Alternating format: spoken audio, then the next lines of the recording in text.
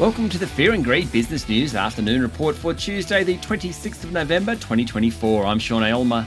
Every afternoon, we've got the 5 stories that happened today that you need to know about. Story number 1, global markets reacted quickly to a Donald Trump post this morning saying he will place 25% tariffs on Mexico and Canada and up tariffs on China by 10% in his first 24 hours in office.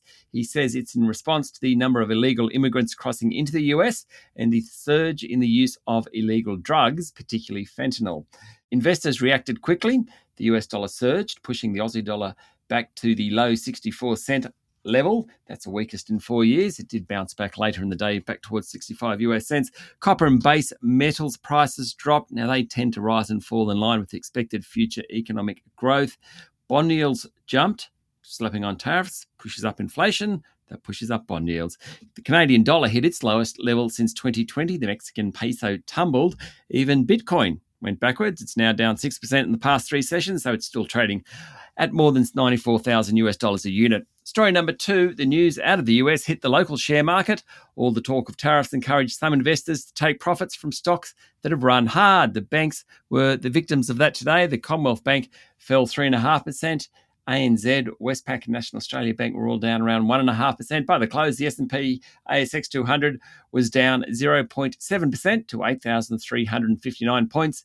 The energy stocks were lower. Woodside and Santos fell close to 4%, though that was as much to do with reports of a potential 60-day ceasefire in the Middle East. Other companies that are involved in the US manufacturing sector and have operations in that country did well. BlueScope Steel, for example, jumped 6%. Building Products Group James Hardie, which has a major operation in the US, jumped more than 2%. Ansell and Amcor both rose. Story number 3, Deloitte Access Economics has forecast a blowout in the budget deficit this financial year on the back of a softer economic outlook. Now, Deloitte Access is probably the most reputable budget forecaster in the country. It says there'll be an underlying cash balance in the 2024-25 financial year of $33.5 billion. That's $5.2 billion worse than the previous estimate from the government.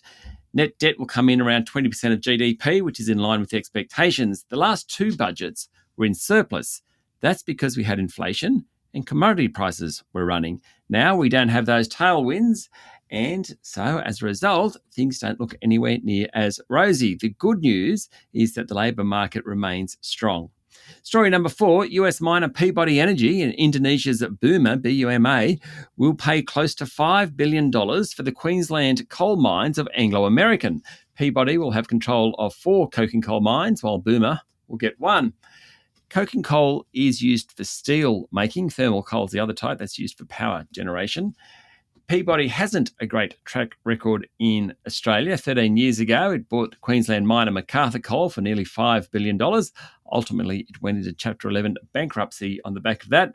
Anglo, which in May knocked back a $75 billion bid from BHP, has spent the past 6 months offloading coal assets, including stakes in Lake Vermont and Jellinbah coal mines in Queensland. Coincidentally, the 6-month time limit imposed under UK law, which has prevented BHP from making another bid for Anglo, expires on Friday. And story number 5, car dealers are being forced to sell luxury electric vehicles at a loss as demand at the top end succumbs to changing consumer tastes and competition from Chinese EVs. Dealerships are reporting too many $70,000 plus EVs, including from manufacturers Jaguar, Mercedes-Benz and BMW, according to a report in the Fin Review.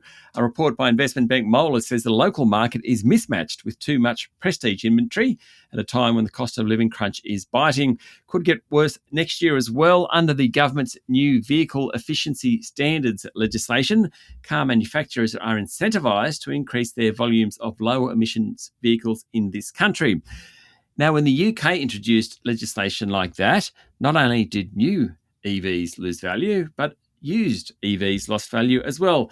Another big factor in Australia is the success of Chinese manufacturer BYD. Its growth is far stronger than Tesla in this country, and the charging infrastructure in Australia still remains too problematic for many buyers.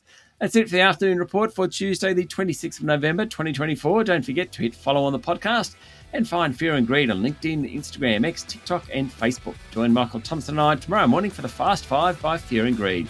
the top 5 business stories you need to know in just 5 minutes. I'm Sean Aylmer. Enjoy your evening.